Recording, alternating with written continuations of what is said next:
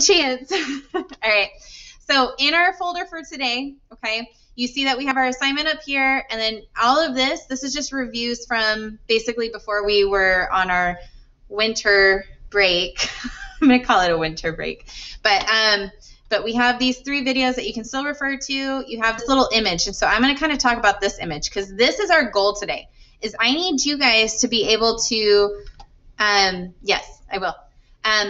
I need you guys to be able to look at the questions on your assignment and know what type you're dealing with, right? And then you can come over here and you can say, okay, well, this is the setup, you know, because if you can decide what type it is, then that part's easy.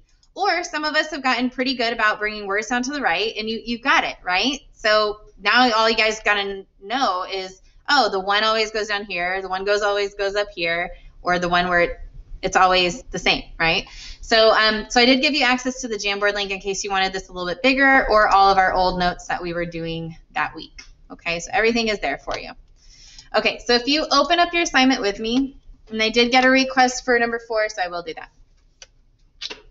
All right, we are going to go over number 1 together because number 1 is what will kind of be something that you can refer back to. And it's that little image that I was just showing you, okay? And like I said, this was our big goal. And if I didn't lose the powers, I would have recorded the video showing you, oh, hey, there's a little window and it switches, but oh, well, hindsight. So, so read the following stoichiometry problems and match them to their type, right? So now our goal today is making sure that we can get the type.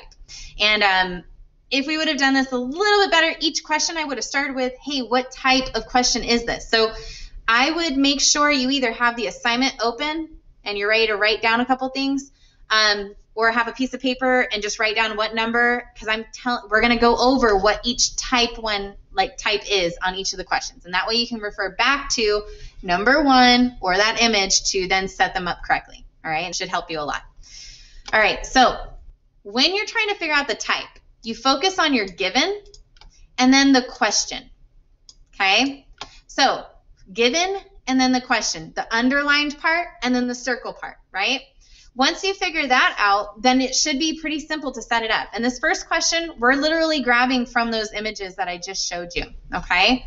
So for the first part, it says how many grams of KClO3 are required to produce 7.5 moles of KCl. So don't worry about the question. Don't worry about like what the goal of this question is right now. What I want you to do is focus in on that specific question, the whole thing, right? What would you automatically pull and put into your stoichiometry setup? What would you automatically pull? Moles for the given. Moles. Yes, yeah. Yep. So we would grab the number, right? We would grab the number. So this part right here is your given, right? So good. And then we would proceed to solve for how many grams, right? So this is what we're looking at. The biggest mistake that I see on this is people go, oh, well, it's grams to moles because that's what order the question has it in. No. Remember how we've been doing our stoichiometry. You pull the number first. That is your given. This is where you're going. So we have a moles to grams for this one. So we're going to pull the moles to grams, put that into your first box, right? All right, for the second part, it says how many moles of water are produced from 58 grams of oxygen gas. So we know that we're going to pull the number. We recognize that. So we're starting with grams. Where are we going to on this question? Good, moles. Good. Okay. So we're going to how many moles? So grams to moles on this one. So we're going to pull gram to mole and put that into the next box. Okay, then it says how many grams would be needed to form grams of water, right? So once again, look for the number. And you guys on your own screen can also highlight too. So if you just highlight the little number, you know, okay, that's where I'm starting. And then you look for the how many, and you have grams up here. Good, good. Grams to grams. Nice work. So we're going to pull that, put that right here. Okay, and then it says how many moles must decompose in order to produce moles, right? So this is now we see moles show up twice. So once again, you start with the number, you go back to the how many, right? So moles to moles. Nice work. Good job. Okay, so you guys kind of see how we're doing that, right? Still pull the number. That's the starting point, right? Sorry, starting point, and we go to wherever how many is next to, right? So as long as you can recognize that, you now have all of those set up. So I'm going to let you guys do those last 3 on your own for that, okay? But we have these 4 different setups. So you'll see me kind of come back to this question in order for us to get the setup, and it'll help you, all right? All right, so let's look at number 2. I think you guys can handle. So this is the mole ratio. So where do we pull the numbers from on the mole ratio? I'm not going to give you the answers to this, but where are we pulling those from? For a mole ratio. The coefficient. The coefficients, exactly. So we want CaOH2. So we're looking here, and we want to go to AlOH3, right? So calcium hydroxide to aluminum hydroxide. So you should be putting in their coefficients, a 3 and a 2. Okay, number 3. Number 3 is straight from Friday. I say that. It was like a week ago Friday. But but this one was from Friday. And so remember that you had a type of reaction. So this is a double, another double. We're equaling a double and a new double, right? So that was your double, if you haven't caught on to what I'm telling you. All right.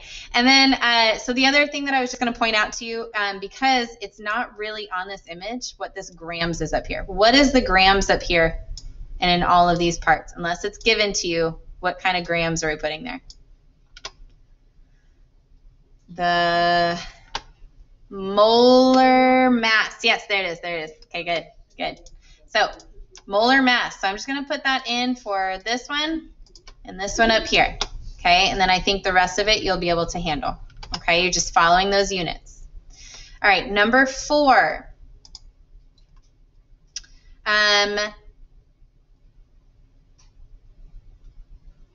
If you opened number 4, so hold on, I don't remember if it was this one or not. Was there a typo on it? Is that what you're, yeah? Does it show up twice? Yeah. Okay, all right, so that's right. I saw that you had already, okay. So I just fixed it. So basically, don't just ignore that whole part because you see that it shows up in number 5. Sure. So all that we're focused on is the first part of the question where we have 12.8 moles of oxygen and we want to get to grams of KClO3. So with that, now we're going to be putting in all of our units for that. Okay. Did that help? Or do you want, we can just do that one together. We'll just do it. All right. So we're starting with what unit, everyone? What unit? 12.8. There it is. Moles of O2. Good. So we're going to put that into that first box. Okay. So unit came down to the right. So you see that we already did that here. Okay. This is the first time moles is showing up. So what is this whole spot right here? This is our mole ratio. Good. Mole ratio. So we need our coefficients here, right? So just remember this is the one where I usually draw the bracket. I chose not to do it on this one this time. Okay, so mole ratio right here. So we need our coefficient. So we have a 3 down here. So we're going to put a 3 in here. Okay, and the top, what are those going to be? What is that spot going to be?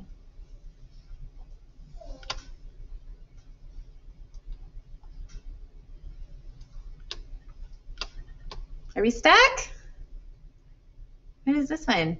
What are we solving for? If we're going from moles of oxygen to grams of KClO3, then we want mole. Yes, there it is. Moles of KClO3. Nice work. Sorry, I think you might have sent that. I just saw it. All right, so moles of KClO3. That came down to the right. So this last step right here, this is your conversion step, right? So, oh, that was a big star. I did not mean to draw it that big. This is our conversion. So how many moles are we always talking about, no matter what? 1, yes, good. Okay, and then this is our molar mass up here. So I've already got it calculated for you. So we just need to put in the units for it, which is going to be grams of KClO3. Oops, not that one. Yeah. Okay, and then when you calculate it out, it's grams KClO3 again. Okay? All right, cool. Awesome. Sorry about the typo, but hopefully everyone else is showing up correctly now. Okay, so number 5. Number 5 looks very similar. Please be careful. I changed who it's talking about. Okay, so don't just copy from the last question. We're now talking about KCl, and honestly, it's really easy because there's no repeats. So you can use your process of elimination method here. Okay, but if we look at this, what I promised you guys I was going to tell you for all of these, so this is where you want to write this down if you need it. The number is attached to moles. So this is a mole, and then it's asking about how many grams. So this is a mole to gram setup. So remember, you can click over to number 1, find mole to gram setup right here. You're going to be using this setup, okay? And you can refer back to that. So that's why I did those first 4 with you, so that you could have that to refer to, okay? So use that to your advantage. Sorry, that was number 5, right? So mole to grams. All right, number 6. Given 6.55 grams, how many moles? So this is a gram to mole. Number 6 is a gram to mole, okay? And be careful, make sure you balance this. Okay, number 7. Number 7 says how many moles of that are needed to completely react with 2 moles of Br2. All right, so we start with moles. We're ending with moles. So this is a mole to mole. So you go right into your mole bridge or your mole ratio.